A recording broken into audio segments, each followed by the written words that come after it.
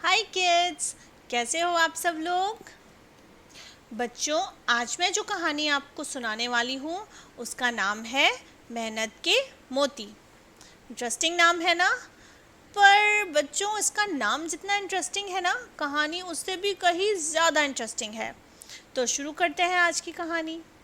बच्चों, बहुत समय पहले की बात है। एक राज्य था। उस राज्य में जो राजा थे वे बहुत महान, बहुत वीर, दयालु और दानवीर थे। वे अक्सर अपने राज्य में घूमने निकल जाते थे। वेश बदलकर अपनी प्रजा की परेशानियों को जानने की कोशिश करते थे, समझने की कोशिश करते थे और फिर उसी तरह से अपने राज्य में नीतियाँ बनाते थे जिससे लोगों की परेशानियाँ दूर हो सकें। इसी तरह की एक यात्रा के दौरान वे एक गांव के छोटे इलाके में पहुंच गए। तो वहाँ पर एक किसान अपने खेत में हल जोत रहा था। तब राजा ने देखा कि उसने एक तरफ तो हल में अपने बैल को और दूसरी तरफ बैल की जगह अपनी पत्नी को जोत रखा था। राजा भोज तुरंत रथ से उतरे और उस किसान के पास पहुंचे और उससे बोले, अरे बड़े निर्दयी इंसान हो, भला कोई अपनी पत्नी को इस तरह हल में जोतता है। इस पर किसान बोला, तो मैं और क्या करूं, मेरा दूसरा बैल मर गया है, मेरे पास दूसरा बैल खरीदने के पैसे भी नहीं हैं, और अगर मैंने खेत नहीं जोता तो मैं और मेरी पत्नी पूरे साल खाएंगे क्या। ऐसा कह के वो फिर से अपने काम में लग गया। उसने राजा को शायद पहचाना नहीं था। राजा ने उसकी बात सुनी। वे आगे भी उससे कुछ कहने वाले थे, पर वह किसान बोला, भाई जो भी बात कहना चाहते हो चलते चलते कर लो, मेरे पास बर्बाद करने के लिए समय बिल्कुल नहीं है। अब राजा बेचारे क्या करते, उसके साथ साथ चलते चलते बोलने लगे। उन्होंने कहा, पर तुम्हारी पत्नी इस तरह थक जाएगी, फिर वह घर के बाकी काम कैसे करेगी, बीमार पड़ जाएगी। राजा की बात सुन के बोला, बात तो तुम सही कह रहे हो भाई, पर क्या इस परेशानी का कोई समाधान है तुम्हारे पास। इस पर राजा बोले, हाँ हाँ क्यों नहीं, मेरे पास अवश्य इसका समाधान है, तुम अभी मेरे साथ चलो, मैं तुम्हें दूसरा बैल दे देता हूँ। इस पर किसान झल्ला कर बोला, देखो मैं अगर तुम्हारे साथ आया तो खेत जोतने में देर हो जाएगी, तुम बैल को लेकर यहीं पर आ जाओ। राजा इस पर भी तुरंत तैयार हो गए और उस किसान से बोले, ठीक है, तुम अपनी पत्नी को मेरे रथ पर बैठाकर मेरी पत्नी के पास भेज दो। वह वहाँ से जब तक बैल लेकर नहीं आएगी तब तक मैं तुम्हारी पत्नी की जगह खेत जोतने में तुम्हारी मदद करूँगा। राजा हृदय के बहुत अच्छे थे। उनका ऐसा सुझाव पाकर किसान ने सोचा, ठीक है, इसमें कोई परेशानी तो नहीं है, ऐसा करके देख लेते हैं। अब राजा उस किसान की पत्नी की जगह खेत में हल जोतने का काम करने लगे और किसान की पत्नी रथ में बैठकर महल पहुंची रानी के पास।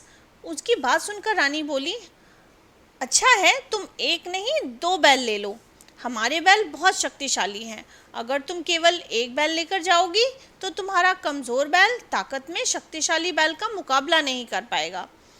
इस तरह रानी ने किसान की पत्नी को एक नहीं बल्कि दो दो शक्तिशाली बैलों की जोड़ी दी और उसे पूरे सम्मान के साथ विदा किया। जब किसान की पत्नी दो दो मजबूत बैलों की जोड़ी को साथ लेके वापस खेत पे आई तो किसान बहुत खुश हो गया। वहाँ से वापस आते समय राजा ने किसान से कहा, जब भी तुम्हें कोई परेशानी हो तुम सीधे मेरे पास आ सकते हो। किसान को यह जानकर बहुत आश्चर्य हुआ कि उसने बैल की जगह जिसको हल में जोता था वो और कोई नहीं बल्कि स्वयं राजा थे, राजा भोज। वह अपने बुरे बर्ताव के लिए बार बार राजा से माफ़ी मांगने लगा।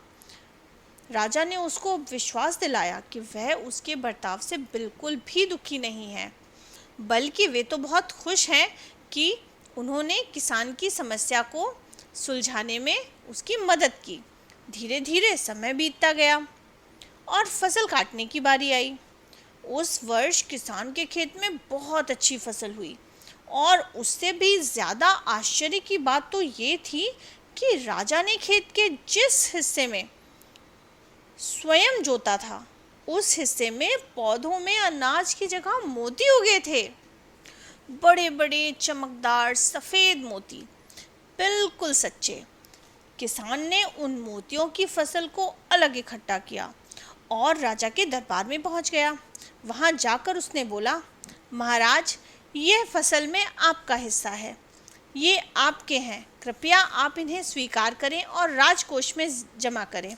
राजा हंसकर बोले, नहीं नहीं, यह तुम्हारे खेत में पैदा हुए हैं, इसलिए इन पर मेरा नहीं, सिर्फ तुम्हारा अधिकार है। इस पर किसान ने तुरंत उत्तर दिया, नहीं नहीं महाराज, ये तो आपकी मेहनत के मोती हैं। मैं आपसे अनुरोध करता हूँ कि आप इन मोतियों को शाही खजाने में जमा कर लीजिए। आप चाहें तो इनका उपयोग लोगों की भलाई के लिए भी कर सकते हैं। मुझे बहुत खुशी होगी यह देखकर। राजा भोज ने उसका सुझाव मानकर उन मोतियों को खजाने में जमा कर लिया और उस किसान को उसकी अच्छाई के लिए इनाम देकर सम्मानित भी किया। तो देखा बच्चों, मेहनत का फल हमेशा मीठा होता है। जैसे सेब के पेड़ पर सेब, अमरूद के पेड़ पर अमरूद लगते हैं, वैसे मेहनत का कोई पेड़ नहीं होता है। जब भी हम किसी काम को करने के लिए बहुत मेहनत, बहुत स्ट्रगल, बहुत हार्ड वर्क करते हैं, तो हमारी मेहनत की वजह से हम उस काम को करने में सफल हो जाते हैं और उस वक्त हमें जो खुशी मिलती है, जो इनाम मिलता है, जो हमें प्रशंसा मिलती है, वही तो होता है हमारा मेहनत का फल। और अगर ये मेहनत हम बिना किसी लालच के करें, बिना किसी स्वार्थ के करें, दूसरों की भलाई के लिए, तो उसके बदले में जो खुशी, जो प्यार और जो आशीर्वाद हमें मिलता है, वो किसी भी हीरे मोती जवाहरात से कम नहीं होता। तो कैसी लगी कहानी बच्चों? मुझे कमेंट्स करके ज़रूर बताइएगा। साथ ही इसे लाइक शेयर करें अपने दोस्तों और अपने परिवार के साथ। मेरे चैनल कहानी दीदी को सब्सक्राइब करें ऐसी ही प्यारी प्यारी अनोखी कहानियों के लिए। अभी के लिए बस इतना ही। मिलती हूँ अगली बार एक नई कहानी के साथ। तब तक के लिए बाय बाय बच्चों।